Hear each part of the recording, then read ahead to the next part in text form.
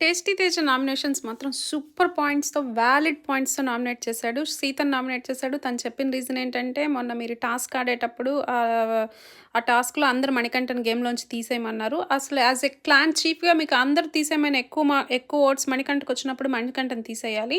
ఎందుకు తీసేయలేదు? మళ్ళీ మీకు మీరే సాక్రిఫైస్ చేసుకొని నన్ను నేనే తీసేసుకుంటా అన్నారు. మళ్ళీ అక్కడికెళ్ళి ఇంగాల్నే బిగ్ బాస్ అడంగాల్నే లేదు లేదు మణికంఠని తీసేస్తాను మణికంఠని తీసాడు. ఎందుకు మీకు క్లారిటీ లేదని నిజంగా మనం ఆడియన్స్ అనుకున్న పాయింట్స్ అన్ని చాలా చక్కగా అడిగాడు. అలాగే మణికంఠన్ గూడా. మణికంఠ నువ్వు ఇక్కడ నబీల్ అడిగినప్పుడు నీకు ఫుడ్ అయితే నేను సీతదొస్తే సీతది తెస్తా అన్నావు. మరి లోపలికెళ్ళినప్పుడు బెస్ట్ ఫ్రెండ్ ఎవరంటే నబీలు, విష్ణుప్రియ అని చెప్పావు. సీత అని ఎందుకు చెప్పలేదన్నాడు.